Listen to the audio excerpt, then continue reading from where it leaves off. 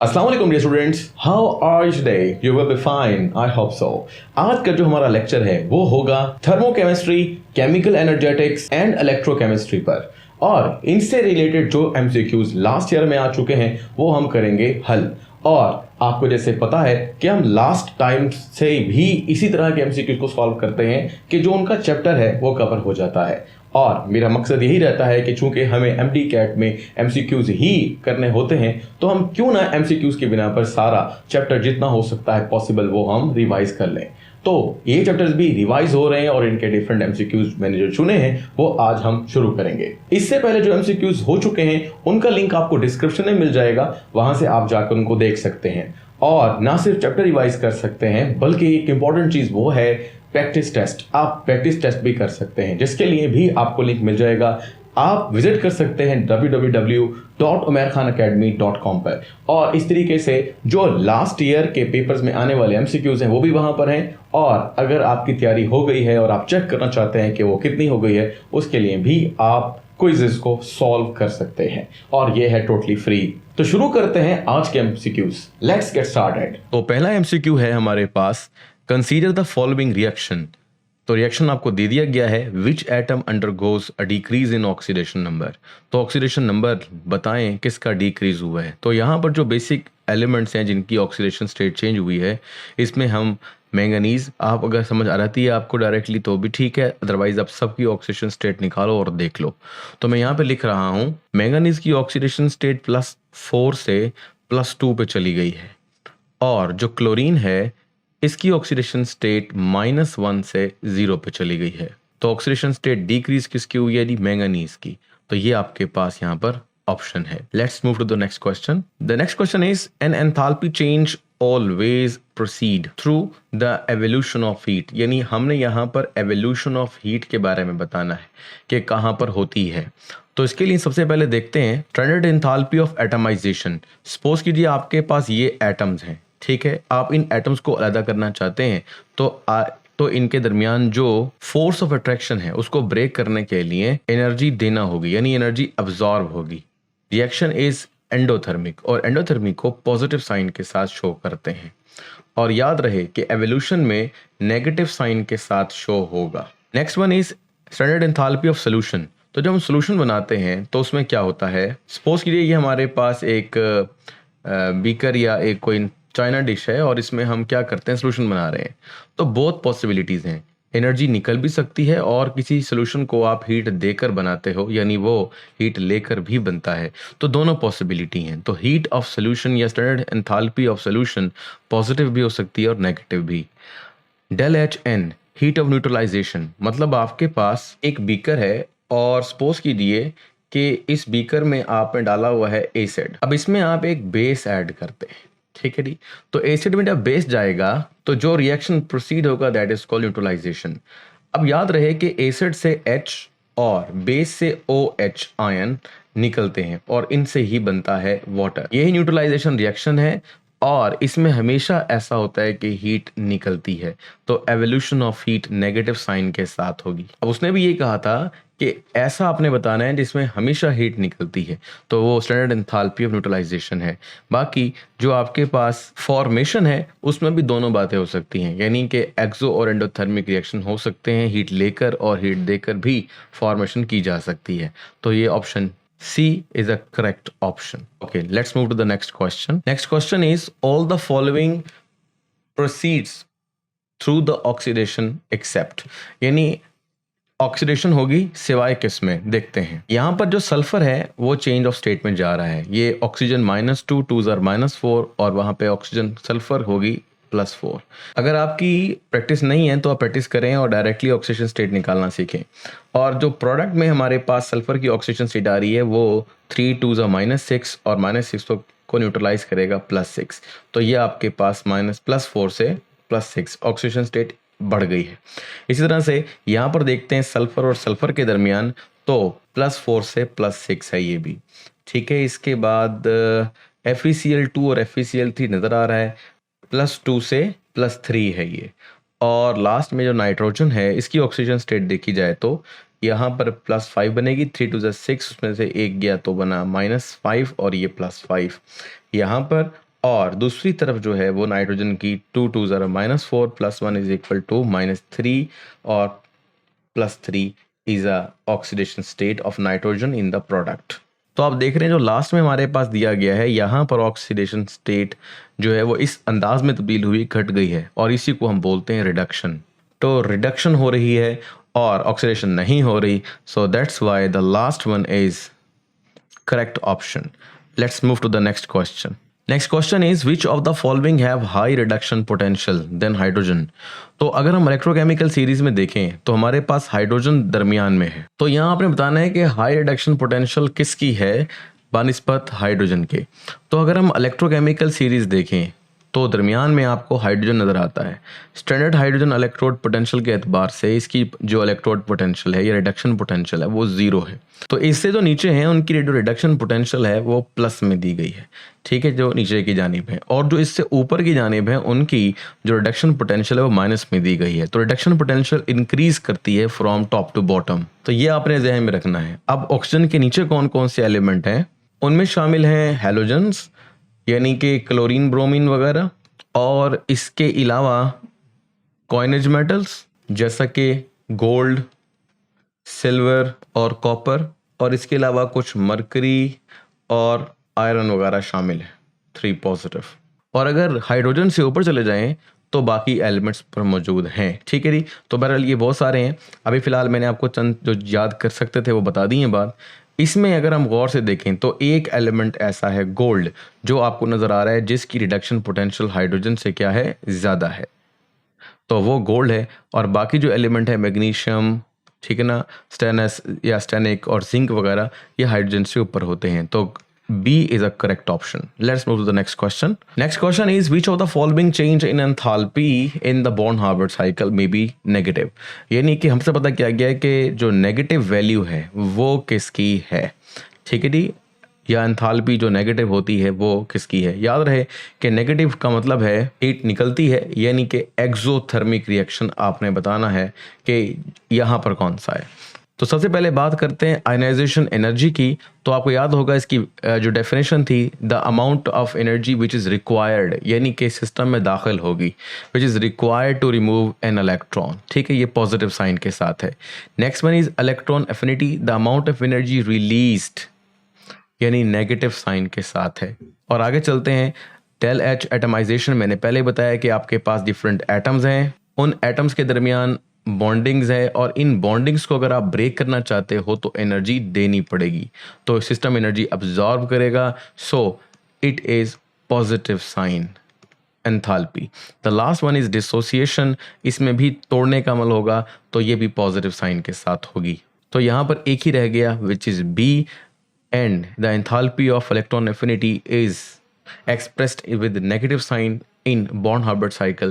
So B is the correct answer. Next, move to the next question. Next question is in the cell shown below, यानी हमें जो cell दिखाया गया है ये वाला, और इस सेल में which of the following is or are true, क्या चीज़ ट्रू है। हमारे पास कुछ यहाँ पर ऑप्शंस दिए गए हैं 1 2 और ये 3, और हमें बताना है इनमें से कौन सा है दुरुस्त, ठीक है जी। ये ऑप्शंस जो दी गई हैं वो यहाँ पर हैं, तो इसमें बताना है कि पहली स्टेटमेंट ठीक है, तीसरी ठीक है, सिर्फ दूसरी ठीक है, या पहली दूसरी दोनों ठीक है। Let's understand these options. Electron flow through the meter from left to right, तो ये हमारे पास है। हम देखते हैं इलेक्ट्रॉन कहाँ से कहाँ मूव कर रहे हैं। अगर हमें पता है कि ये जिंक एनोड है, ठीक है, काम करता है एनोड के तौर पर, आपने इस नेगेटिव साइन को देखकर बात नहीं कर देनी। तो ये एनोड, ये जो हमारे पास गैल्वानिक सेल होता है या वोल्टिक सेल होता है, इसमें नेगेटिव और पॉजिटिव साइन उल्टे डाले जाते हैं बानिस्बत इलेक्ट्रोलिटिक सेल के, तो बस एक दफ़ा यहीं पे कन्फ्यूजन हो जाती है। तो जिंक एज अ एनोड काम करेगा और एनोड्स पर ऑक्सीडेशन होगी, इलेक्ट्रॉन निकलेंगे, और इलेक्ट्रॉन निकलने के बाद यहाँ से दाखिल होंगे दूसरी तरफ, और कॉपर जो है वो यहाँ पर कैथोड है। तो अगर आप देखें कि ये आपके राइट साइड पर है और ये हिस्सा आपके लेफ्ट साइड पर है, तो electrons are moving from right to left, जबकि यहाँ पर लिखा गया है फ्रॉम लेफ्ट टू राइट, तो इसका मतलब है ये वाला ऑप्शन तो गलत हो गया। और चलते हैं नेक्स्ट ऑप्शन की तरफ, that is copper is an anode. तो कॉपर जो है वो यहाँ पर किस काम आ रहा है जी, आप देख सकते हो मैंने लिखा है कैथोड के तौर पे काम आएगा, तो ये वाला ऑप्शन भी गलत होता है। और द लास्ट वन, अच्छा यहाँ से गलत हो गया तो 1 ओनली भी गलत हुआ, ठीक है ना, मतलब नहीं है ऑप्शन। 3 को चेक कर लेते हैं, 2 गलत हो गया। और तीसरा ऑप्शन है 1 एंड 2 बोथ, तो दोनों ही गलत हैं, तो ये भी गलत होगा, तो ऑप्शन बी करेक्ट होगा। लेकिन देख लेते हैं ऑप्शन बी यानी 3 जो हमारे पास कंडीशन है वो क्या कहती है। द स्पॉन्टेनियस रिएक्शन इज, ये रिएक्शन स्पॉन्टेनियस है, कॉपर और जिंक। तो इसमें आपको करना ये है कि आप यूँ सोच लें कि आपके पास एक जिंक है जो आपने डिप किया है कॉपर सल्फेट के सोल्यूशन में। ये चीज़ हमारी बुक में दी हुई है, कॉपर सल्फेट में कॉपर आयन की शक्ल में, और सल्फेट भी, सल्फेट जाहिर नहीं हो रहा है यहाँ पर, लेकिन कॉपर को आयन की शक्ल में दिखाया गया है, जिससे आप हिंट लगा सकते हो। तो होता ये है कि जिंक कॉपर की जगह ले लेता है, यानी आप कहते हैं जिंक कॉपर को डिस्प्लेस कर देता है, तो इस तरह बन जाता है जिंक सल्फेट, और कॉपर यहाँ पर अलहदा हो जाता है या डिपॉजिट हो जाता है। तो आपने देखा कि जिंक जो है वो कॉपर को डिस्प्लेस कर सकता है, या आसान लफ्जों में कहें तो जिंक इलेक्ट्रॉन दे सकता है, किसको, कॉपर को। तो जो इलेक्ट्रॉन दे सकता है इसका मतलब है उसकी ऑक्सीडेशन पोटेंशियल ज़्यादा है, और जो इलेक्ट्रॉन ले सकता है उसकी रिडक्शन पोटेंशियल ज़्यादा है। और उल्टा कहें इस साइड पर, क्योंकि हमारी बुक में ऑक्सीडेशन इस्तेमाल नहीं हुआ, तो हम कहेंगे अगर रिडक्शन पोटेंशियल इसकी ज़्यादा है कॉपर की, तो जिंक की क्या होगी, कम होगी। तो जिंक को ऊपर होना चाहिए इलेक्ट्रोकेमिकल सीरीज में, जैसे हमने पढ़ा है कि इलेक्ट्रोकेमिकल सीरीज में टॉप टू बॉटम चलते हैं, तो क्या होता है, तो होता यह है कि इंक्रीज करता है रिडक्शन पोटेंशियल। तो अब आप इलेक्ट्रोकेमिकल सीरीज निकालो और उसमें देखो जिंक क्या ऊपर है, जिंक ऊपर है और कॉपर नीचे है। और अगर ऐसा ही है तो इसका मतलब है कि हमने सही बात की, और उसके मुकाबले में कॉपर नीचे है, तो हमने क्या कहा, यही कहा ना कि जिंक कॉपर को इलेक्ट्रॉन देगा। ठीक है जी, तो यही बात बिल्कुल सही है, कॉन्सेप्ट ठीक है। इसके हिसाब से जो हमारा ऑप्शन बनता है that one is a B, यानी only 3 is a correct answer. Okay, let's move to the next question. The net heat change in a chemical reaction is same whether it is brought in 2 or more different ways in one or several steps. यानी एक reaction को आप एक step में करो या उसको 2 या ज़्यादा स्टेप्स में करो, तो उसका जो टोटल एंथैल्पी चेंज होगा या हीट चेंज होगा वो इक्वल होगा।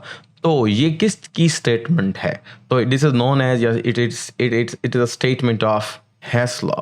तो Hess law is a correct statement. ये तो बहुत इजी था, इसमें आपको डिफरेंट लॉज की क्या करनी पड़ेगी, स्टेटमेंट याद करनी पड़ेगी। Next question is solution containing chlorate ions are used as a household bleaches and disinfectant, यानी ये हमारे पास क्लोरेट आयंस का जिक्र हो रहा है यहाँ पर। और the solution decompose on heating as shown. अब कुछ सोल्यूशन हमें दिखाए गए हैं, जैसे कि ये हमारे पास है, इसको डिकम्पोज करने का तरीका, मतलब यहाँ पर आपको डिकम्पोज करने का तरीका दिखाया गया है। विच of the following ion will have the highest oxidation state, तो ऑक्सीडेशन स्टेट अपने बतानी है कि मैक्सिमम किसकी है। तो आप क्लोरीन की ऑक्सीडेशन स्टेट देखें तो यहाँ हमें नजर आ रही है, देखें ये माइनस है ना, तो क्लोरीन को प्लस साइन देना पड़ेगा आपको, यानी +1। और यहाँ पर 2 ऑक्सीजन है, तो यहाँ पर आपको +3 देना होगा। और यहाँ चलते हैं तो 3 2 6, -6 वहाँ चला गया, तो +6 में से एक गया +5, तो यहाँ पर +5 ऑक्सीडेशन स्टेट है। और लास्ट वन इज -1 ही है, क्योंकि इससे अकेला यहाँ पर इंडिविजुअल आयन है। तो जैसे आपको नज़र आ रहा है कि यहाँ पर +5 जो है वो सबसे बड़ी ऑक्सीडेशन स्टेट है, और यही हमसे पता क्या गया था हाईएस्ट ऑक्सीडेशन स्टेट बताओ। तो इसका जो ऑप्शन आएगा that one is C is a correct option. Okay, let's move to the next question. तो नेक्स्ट क्वेश्चन ये कहता है कि which of the following is a list of metals. भाई लिस्ट ऑफ मेटल्स हमारे पास है इन ऑर्डर फ्रॉम स्ट्रॉन्गेस्ट, यानी स्ट्रॉन्गेस्ट आपने से शुरू होकर वीकेस्ट रिडक्शन एजेंट या रिड्यूसिंग एजेंट जो है वो बताने हैं। ये हमारे पास, यानी एक छोटा सा ऑर्डर हमने लिखना है या लिखा हुआ है, बताना है कौन सा है। तो इसके लिए हमें जाना पड़ेगा इलेक्ट्रोकेमिकल सीरीज पर। अब इलेक्ट्रोकेमिकल सीरीज क्या कहती है, अगर हम टॉप टू बॉटम चलें इलेक्ट्रोकेमिकल सीरीज में, तो हमें सबसे ऊपर मिलने वाला है निकल, उसके बाद सिल्वर, और आखिर में मिलेगा गोल्ड। अब यहाँ पर अगर हम टॉप टू बॉटम चलते हैं तो असल में हमें क्या है, मतलब क्या इलेक्ट्रोकेमिकल सीरीज बताती है, वो ये कहती है कि जो रिडक्शन पोटेंशियल है वो इंक्रीज कर रही है। Top to bottom reduction potential increase. अब रिडक्शन पोटेंशियल इंक्रीज करने का क्या मतलब है, यानी जो गोल्ड है ये इलेक्ट्रॉन लेना पसंद करेगा, ठीक है जी, क्योंकि रिडक्शन का मतलब है एडिशन ऑफ इलेक्ट्रॉन। अब ये जो इलेक्ट्रॉन कहीं से आएगा, किसी एलिमेंट से आएगा, उसकी क्या हो जाएगी, जो इलेक्ट्रॉन खारिज करेगा, ऑक्सीडेशन। इसका मतलब ये हुआ कि गोल्ड ऑक्सीडेशन करने में जल्दी करेगा या ऑक्सीडेशन करवाएगा, that's why we called it oxidising agent. तो आप ये समझे जहां टॉप टू बॉटम चलते हुए रिडक्शन पोटेंशियल इंक्रीज करती है, वहां वहां ऑक्सीडाइजिंग एजेंट होना भी, या ऑक्सीडाइजिंग प्रॉपर्टी जो है वो भी बढ़ती है, ऑक्सीडाइजिंग एजेंट स्ट्रांग होता चला जाता है। तो सबसे स्ट्रांग ऑक्सीडाइजिंग एजेंट कौन है, गोल्ड। लेकिन सबसे कमज़ोर, फिर अब हम बात ये करेंगे उल्टा चले, तो सबसे ऊपर फिर कौन होगा, तो सबसे ऊपर जो है वो स्ट्रॉन्गेस्ट रिड्यूसिंग एजेंट होगा। तो सबसे स्ट्रॉन्गेस्ट रिड्यूसिंग एजेंट कौन सा होगा, निकल। उससे ज़्यादा कमज़ोर कौन हुआ, सिल्वर। और सबसे कमज़ोर रिड्यूसिंग एजेंट कौन हुआ, गोल्ड। तो मैंने आपको दोनों चीज़ समझा दी हैं। अगर ऑक्सीडाइजिंग पावर या कह लें ऑक्सीडाइजिंग एजेंट की बात की जाए तो गोल्ड सबसे ज़्यादा ताकतवर है, और रिड्यूसिंग एजेंट की बात की जाए इन तीनों में तो निकल है। तो निकल सबसे ज़्यादा है। तो हमारे पास जो ऑप्शन सी है is a correct answer, in which the निकल इज़ एट द टॉप, क्योंकि ये स्ट्रॉन्गेस्ट क्या है, रिड्यूसिंग एजेंट है, और ये जो गोल्ड है ये सबसे कमज़ोर रिड्यूसिंग एजेंट है। ओके, चलते हैं अगले क्वेश्चन पर। Next question is which of the following will collected at the cathode, यानी कौन सी चीज़ कलेक्ट की जाएगी कैथोड पर during the electrolysis of aqueous copper sulphate. तो इसके लिए हम क्या करते हैं, कॉपर सल्फेट को अपने लिए आयोनाइज करते हैं, क्योंकि इलेक्ट्रोलिसिस का फर्स्ट पार्ट जो होता है वो आयोनाइजेशन ही होता है। तो इसमें आपको कॉपर मिलेगा और साथ जो है वो सल्फेट मिलेगा। लेकिन चूंकि ये एक्वस है तो पानी भी अंदर मौजूद होगा और वो भी आयोनाइज होगा, बनाएगा हाइड्रोजन आयन और हाइड्रो ऑक्साइड आयन। अब चलते हैं कैथोड पर। अब कैथोड पर क्या होता है, कैथोड पर होती है रिडक्शन। ठीक है, एक बात ये भी दिमाग में रखिएगा। और दूसरी बात ये है कि कैथोड पर हमेशा कैटाइंस जाते हैं। तुम्हारे पास यहाँ पर दो कैटाइंस हैं। अब कैटाइन दोनों में से कौन जा पाएगा, जिसकी रिडक्शन पोटेंशियल क्या होगी, ज़्यादा होगी, जिसकी इलेक्ट्रॉन लेने की खासियत या पोटेंशियल स्ट्रॉन्गर है। तो आप इलेक्ट्रोकेमिकल सीरीज में देखेंगे, इलेक्ट्रोकेमिकल सीरीज बताती है कि हाइड्रोजन की तो क्या है, ज़ीरो है जी, ज़ीरो है जी रिडक्शन पोटेंशियल। तो कॉपर कहाँ पाया जाता है, कॉपर हाइड्रोजन के बिल्कुल नीचे है, और यह आपने कई दफ़ा पढ़ी भी होगी, इसकी 0.34 होती है, और वो भी प्लस में। तो कॉपर की रिडक्शन पोटेंशियल ज़्यादा है, तो कैथोड पर कॉपर जाएगा और वहाँ जाकर इलेक्ट्रॉन वसूल करेगा, और कॉपर सॉलिड बन सकता है, या आप कोई रिएक्शन सोच सकते हैं। तो कॉपर जाकर वहाँ पर डिपॉजिट होगा या कलेक्ट होगा। तो option D is a correct option. चलते हैं अगले question. Next question is which of the following is incorrect, यानी आपने वो लिखना है जो सही नहीं है, about the enthalpy of neutralisation, neutralisation के बारे में। तो ये तो सब जानते हैं कि न्यूट्रलाइजेशन जब होती है तो उसके अंदर वाटर बनता है, ठीक है। और कैसे बनता है, हाइड्रोजन आयन और हाइड्रो ऑक्साइड आयन लेके, hydrogen from the acid and OH from the base. ये सिंपल सा रिएक्शन है। It's maximum value is 57.5 kilo joule per mole. हाँ जी, ये बात सही है कि एक मोल वाटर के बनने पर जो एनर्जी यहाँ पर क्या होती है, निकलती है, वो है 57.5 किलो जूल, ठीक है। पर मोल भी है लिखा हुआ, और यही मैंने आपसे कहा एक मोल के लिए इतनी होती है। तो ये बात तो सही है, लेकिन हमें तो वो बतानी है जो सही नहीं है। इट इज़ इक्वल टू, अब आप ये सोचिएगा कि ये जो आपके पास एंथैल्पी है ये पॉजिटिव है, ठीक है। इसकी वजह ये है कि जब मैंने मिला के लिखा तो पॉजिटिव साइन के साथ लिख देते हैं, अदरवाइज अगर आपने डेल एच करके लिखना हो तो ये माइनस आएगी, -57.5 किलो जूल पर मोल। तो ये माइनस साइन भी याद रखिएगा। अच्छा, बहरहाल इट इज़, और ये सही है, इसलिए हम पहला जो ऑप्शन है वो क्या करेंगे, अज्यूम नहीं करेंगे। B, it is equal to enthalpy of the formation of water from ions. It is equal to the, हाँ जी, एंथैल्पी के बराबर ही है, ठीक है। तो ये ऑप्शन भी सही है। It is less than 57.5 kilo joule per mole when 1 mole of acid और बेस इज वीकर। अब आप खुद सोचो कि अगर एसिड वीक है या बेस वीक है, इन दोनों में से कोई एक वीक और दूसरा स्ट्रॉन्ग है उसके निस्बत, तो सपोज कीजिए एसिड स्ट्रॉन्ग है, तो खुद ब खुद हाइड्रोजन आयन की तादाद बढ़ जाएगी, ठीक है, तो वो तो बढ़ जाएगी, लेकिन OH जो है वो कम रहेंगे। या उल्टा कर लें आप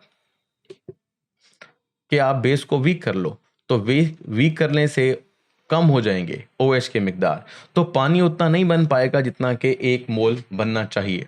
क्योंकि वीकनेस की अलामत ही यही है कि विच एसिड या base which produce less amount of hydrogen ion और हाइड्रोक्साइड आयन, तो जाहिर सी बात है एनर्जी भी उतनी रिलीज नहीं होगी, कम होगी। ये वाली बात भी दुरुस्त है, ठीक है, काफ़ी हद तक सी। और डी ऑप्शन है एनर्जी इज अब्जॉर्ब्ड, नहीं भाई, एनर्जी तो हम हमेशा माइनस में ही लिख रहे हैं, इसका मतलब है एनर्जी तो क्या होती है, इवॉल्व होती है।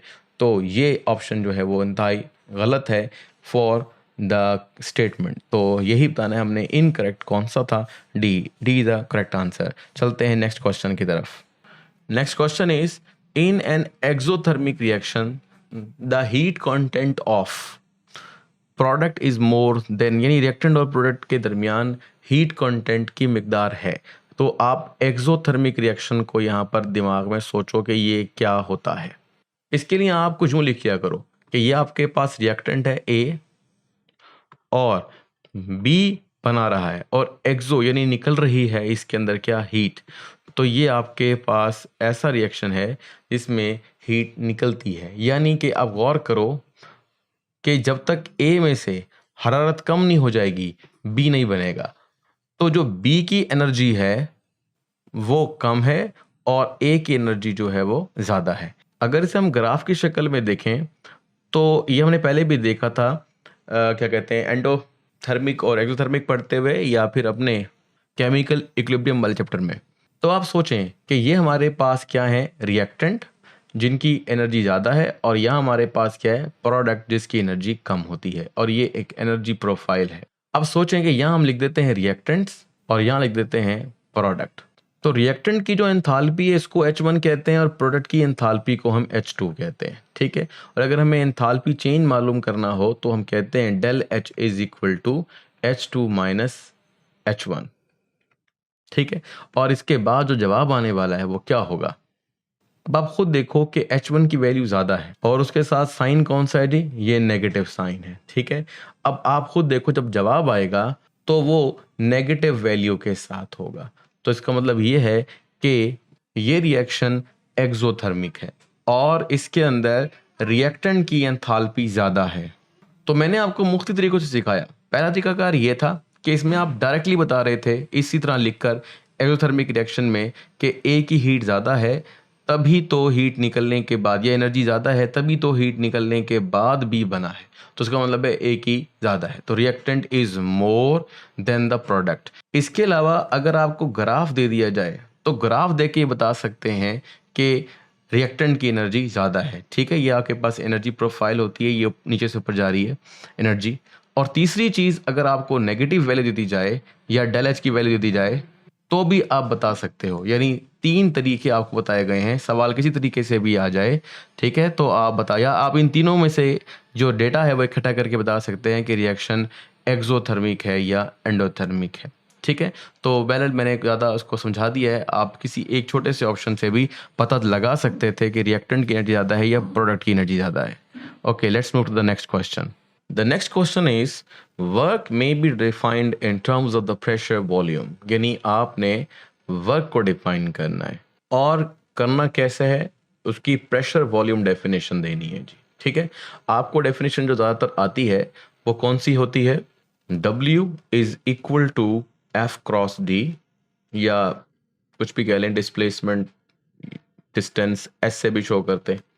तो बात यह है कि अगर हम कहें कि फोर्स एक गैस का लगाया गया एक्चुअली प्रेशर है पर यूनिट एरिया, और डी वो डिस्टेंस है जो कवर होता है इन टर्म्स ऑफ वॉल्यूम, तो चेंज इन वॉल्यूम, ठीक है, ये हमारी बुक में है।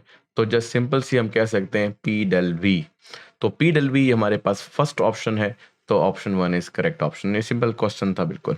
Next question is the condition for the standard enthalpy change, यानी स्टैंडर्ड कंडीशंस कौन सी हैं, जैसे हम STP बोलते हैं, तो उसमें जो हमारे पास टेम्परेचर होता है वो 25 डिग्री सेंटीग्रेड और प्रेशर जो होता है वो 1 एटमॉस्फेयर होता है, जो ज़्यादातर हम कंसीडर करते हैं। तो अगर हम गौर से देखें तो हमें यहाँ पर ये नज़र नहीं आ रहा, लेकिन इसका जो कन्वर्जन है, यानी अगर हम इसे केल्विन में देखें तो ये बनता है 298 केल्विन, 273 ऐड करने के बाद। और प्रेशर 1 एटमॉस्फेयर अगर टॉर में चेंज कर दें तो ये बनता है 760 टॉर। तो ये आपको टॉर भी दिख रहा है और आपको 298 केल्विन भी, ऑप्शन बी में। सो option B is correct one. चलते हैं नेक्स्ट क्वेश्चन पर। Now the question is if electricity is pass through the copper sulphate, यानी कि हम इलेक्ट्रोलिसिस कर रहे हैं कॉपर सल्फेट की solution by using platinum electrode, एक इलेक्ट्रोड भी लगा हुआ है।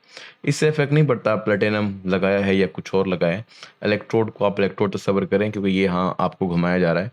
The colour of solution becomes fade, जो सोल्यूशन का कलर है वो फेड हो जाता है। कॉपर सल्फेट आमतौर पर ब्लू कलर देता है, तो वो ब्लू कलर कम होता जाता है, उसकी वजह क्या है? तो सिंपल सी बात यह है कि जब आप इलेक्ट्रिसिटी पास करते हो सोल्यूशन में से, तो फॉर एग्जांपल कॉपर सल्फेट जब सोल्यूशन में होगा तो कॉपर आयन की शक्ल में चला जाएगा और सल्फेट आयन की शक्ल में। अब जो कैटायन है वो जाएगा कैथोड पर, और कैथोड पर रिडक्शन होती है, यानी इलेक्ट्रॉन ऐड किए जाते हैं। तो सिंपल सी बात है कि copper 2 positive plus 2 electrons will give copper solid. जब कॉपर अलग हो जाता है सोल्यूशन से तो कलर नहीं रहता, कलर होता कॉपर आयन की वजह से है। तो जब वो अपनी आयनिक फॉर्म में नहीं रहा तो कलर भी, यानी कॉपर सल्फेट का कलर भी अब नहीं रहेगा। कॉपर सल्फेट असल में कॉपर 2 पॉजिटिव अकेला नहीं पाया जाता, सल्फेट भी होता है। तो कॉपर सल्फेट का जो है ना वो एक कलर होता है, कंबाइंड कलर आता है। जब अब कॉपर सल्फेट में कॉपर ही नहीं रहा आयन की फॉर्म में, बल्कि वो एक डिफरेंट चीज़ बन गया है, तो इसका मतलब ये है कि अब उसकी प्रॉपर्टी भी नहीं रही। तो बहरहाल ये फेड के बारे में था, लेकिन हमारा सवाल कुछ और है। सवाल ये कहता है कि क्या होता है, तो हमें पता चला है कि कॉपर की रिडक्शन होती है कॉपर 2 पॉजिटिव की। तो रिडक्शन ऑफ कॉपर 2 पॉजिटिव, ये आपके पास C option is a correct option. चलते हैं नेक्स्ट क्वेश्चन पर। Question is the stronger the reducing agent greater is the, यानी कि आपके पास एक स्ट्रॉन्गर रिड्यूसिंग एजेंट है। ये क्या होता है? रिडक्शन का मतलब होता है इलेक्ट्रॉन का ऐड होना। तो सपोज कीजिए हमारे पास कोई स्पीशी है और उसके अंदर इलेक्ट्रॉन ऐड होते हैं, तो उसकी हो जाती है रिडक्शन। अब सिंपल बात यह है कि ये जो इलेक्ट्रॉन है ये जो प्रोवाइड करेगा वो कहलाएगा रिड्यूसिंग एजेंट। अब रिड्यूसिंग एजेंट जो यहाँ पर होगा वो इलेक्ट्रॉन देगा। तो अब यहाँ पर चलते हैं कि स्ट्रॉन्गर द रिड्यूसिंग एजेंट। अब जब रिड्यूसिंग एजेंट इलेक्ट्रॉन प्रोवाइड करेगा उसकी खुद की क्या हो जाएगी, क्योंकि वो इलेक्ट्रॉन दे रहा है, इलेक्ट्रॉन का खारिज करना ऑक्सीडेशन कहलाता है, तो उसकी खुद की हो जाएगी ऑक्सीडेशन, यानी उसकी ऑक्सीडेशन पोटेंशियल ज़्यादा होनी चाहिए। आपने कई बार सुना होगा reducing agent is get itself oxidised. तो इसका मतलब है कि जितना ज़्यादा ऑक्सीडेशन पोटेंशियल होगी, ऑक्सीडाइज होने की सलाहियत होगी, उतना ही वो पावरफुल रिड्यूसिंग एजेंट होगा।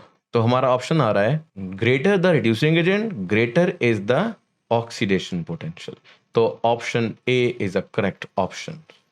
चलते हैं यहाँ पे नेक्स्ट क्वेश्चन पर।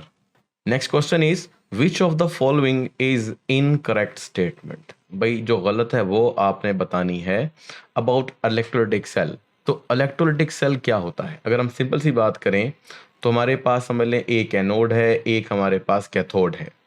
एनोड पर चार्ज पॉजिटिव होता है और कैथोड पर चार्ज नेगेटिव होता है। और ये आपके पास इस सेल की बॉडी है और इसके अंदर इलेक्ट्रोलाइट है, ठीक है। और एक आपके पास एक्सटर्नल सर्किट है। ये मैंने आपके सामने एक रफ सी बना दी है इसकी डायग्राम। और एक चीज़ इसमें और ऐड करते हैं, वो ये कि इलेक्ट्रोलाइटिक सेल के अंदर इलेक्ट्रिसिटी दी जाती है और वो इलेक्ट्रिसिटी जो है वो रिएक्शन को करवाती है, ठीक है। अब हम देखते हैं कि हमें वो क्या कह रहा है। कह रहा है एनोड इज पॉजिटिवली चार्ज, पहली स्टेटमेंट है एनोड पॉजिटिवली चार्ज है। कैथोड इज नेगेटिवली चार्ज, ये बात भी दुरुस्त है।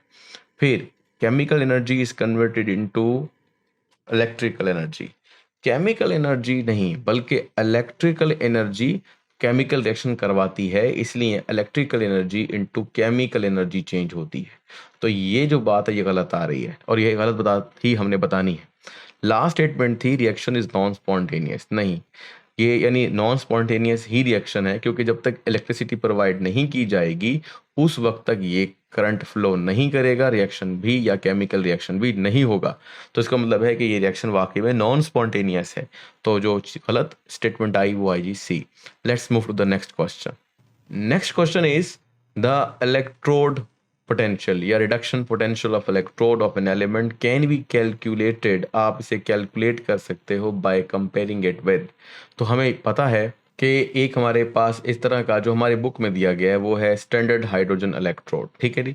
तो वो इलेक्ट्रोड आप डिप करते हो उसके अपने सोल्यूशन में, और एक और हमारे पास हाफ सेल होता है, उसके अंदर एक और इलेक्ट्रोड होता है जिसकी आपको मालूम करनी होती है इलेक्ट्रोड पोटेंशियल, और फिर इन दोनों को जोड़ा जाता है एक्सटर्नल सर्किट से। अब ये जो आपके पास है यानी स्टैंडर्ड हाइड्रोजन इलेक्ट्रोड, इसकी मदद से आप क्या करते हैं, कंपैरिजन करते हैं एक सॉल्यूशन में डिप इलेक्ट्रोड के लिए, ठीक है। और ये आपके पास दूसरा इलेक्ट्रोड है। इस तरीके से हमें स्टैंडर्ड हाइड्रोजन इलेक्ट्रोड के जरिए मालूम चल जाता है कि new electrode 1 molar solution of ion of respective element standard hydrogen electrode, ये जी इसका जवाब है। और so C is the correct answer.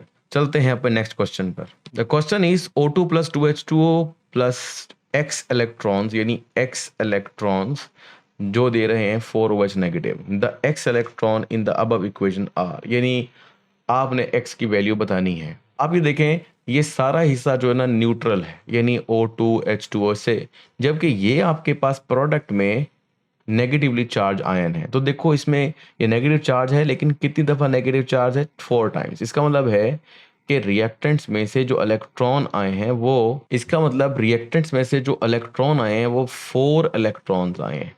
जब 4 इलेक्ट्रॉन लेंगे, ठीक है ना, 4 इलेक्ट्रॉन लेंगे तो ही आपके पास OH पर 4 दफ़ा नेगेटिव चार्ज आएगा। तो ये एक सिंपल सा आंसर है। बाकी आप इसको बैलेंस भी कर सकते हो, यहाँ पर 4 लगा कर देखो, क्या यहाँ पर 4 लगाने से हर चीज़ बैलेंस रहती है। जैसे मिसाल के तौर पर H कितने हैं, 4, तो यहाँ पर H कितने हैं, 4, 2H2। ऑक्सीजन देखें 4 हैं यहाँ पर, तो यहाँ पर भी ऑक्सीजन जो है 2 ये रहे और 2 ये रहे, 4। इसका मतलब भाई, और अगर हम यहाँ पे 4 लगा देंगे तो हर चीज़ बैलेंस रहेगी। यानी आप बाद में इसको थोड़ा सा इसकी पड़ताल कर सकते हो, क्लैरिफाई कर सकते हो। अदरवाइज सिंपल तरीकाकार वही है कि कितने सिस्टम में इलेक्ट्रॉन्स आए हैं वही इलेक्ट्रॉन x की वैल्यू भी होती है। थोड़ा सा कॉमन सेंस भी लगा लेते हैं, कभी कभी कुछ और चार्जेस भी होते हैं, पॉजिटिव चार्ज, यानी एक साइड पहले से ही चार्ज होती है तो उसको भी कंपनसेट किया जाता है। बहरहाल ये क्वेश्चन ऐसा ही था, इजी था, तो क्वेश्चन का answer is D, 4 is an answer.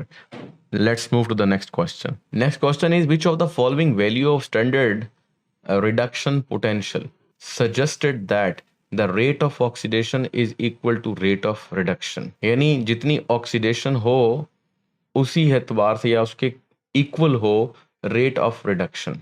तो इन वैल्यू में से अगर आपको ये बात समझ में आ जाए, सो फॉर एग्जांपल +287 वोल्ट अगर रिडक्शन पोटेंशियल है तो इसकी ऑक्सीडेशन पोटेंशियल जो होगी वो माइनस में लिखी जाएगी, यानी -2.87। तो इसका मतलब ये है कि दोनों बराबर नहीं है, मतलब आपको वैल्यू बराबर लग रही है, लेकिन जो जितना अच्छा ऑक्सीडेशन पोटेंशियल लगता है वो उतनी ही कम रिडक्शन पोटेंशियल लगता है।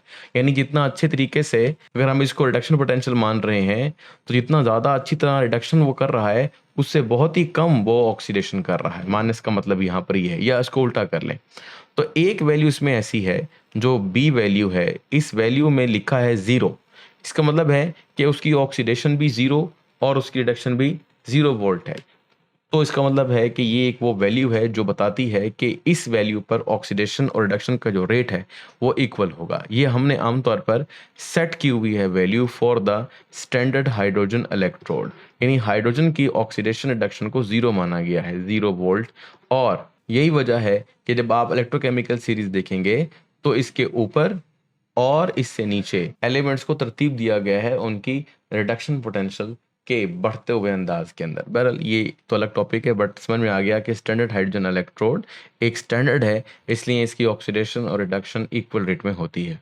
Let's move to the next question. Next question is, Born-Haber cycle is used to determine the lattice energy of lattice energy जो हमारे पास दी गई है हमारी बुक में वो है सोडियम क्लोराइड की। और सोडियम क्लोराइड क्या है, कोवलेंट सॉलिड नहीं है बल्कि आयनिक सॉलिड है, क्योंकि जब आप इसको आयनाइज करते हो तो ये बआसानी अपने सोडियम आयन और क्लोराइड आयन में चेंज हो जाता है। So B is the correct answer. चलते हैं अगले क्वेश्चन पर। क्वेश्चन है, if 8 gram of methane is burn in excess of oxygen, then standard enthalpy of combustion is increased to 2 times, reduced to half, increased 4 times। चलो ठीक है, इसको हम बना कर देखते हैं। सबसे पहले आप देखो कि आपके पास मीथेन को बर्न करो, CH4 ऑक्सीजन की मौजूदगी में जलती है और हमेशा कार्बन डाइऑक्साइड और वाटर मिलता है। इसको बैलेंस कर लो। बैलेंस करने में कार्बन है यहाँ पर एक, यहाँ पर भी एक, ऑक्सीजन 2 और एक 3, यहाँ पे ऑक्सीजन सिर्फ 2 है, जबकि हाइड्रोजन यहाँ पर कितने हैं जी, 2, और यहाँ हाइड्रोजन कितने, 4। तो आपको यहाँ 2 कर देना चाहिए। तो 2 × 4, हाइड्रोजन पूरे हो गए, ऑक्सीजन 4 हो गई, तो यहाँ पे भी आपको 2 लगाना पड़ेगा। इस तरीके से ये हो गई जी बैलेंसिंग। अब पहले ये देखें कि कितना मीथेन जलता है। तो अगर हम इनका मोलर वेट ले लेते हैं, कार्बन 12 और हाइड्रोजन कितने हो गए टोटल, 4, तो ये हो गए जी 16 ग्राम। 16 ग्राम अगर हमारे पास मीथेन होगा, ठीक है, तो इसे ऑक्सीजन की मौजूदगी में जलाने पर हमें क्या मिलने वाला है, एक हीट की मिकदार, एनर्जी प्रोडक्ट के तौर पर आप समझ लीजिए। तो सवाल आगे ये कहता है कि हम 16 की बजाय अगर सिर्फ 8 ग्राम बर्न करें तो क्या होगा। तो वो लिखता है कि उसकी जो एंथैल्पी ऑफ कंबस्शन है वो भी आधी हो जाएगी। यानी पहले 16 ग्राम जला रहे थे तो जितनी भी थी 8 ग्राम जलाने पर आधी हो जाएगी। अब कोई ये पूछे कि सर यहाँ पर ऑक्सीजन भी तो है, उससे कोई फर्क नहीं पड़ता? नहीं, उससे फर्क नहीं पड़ता।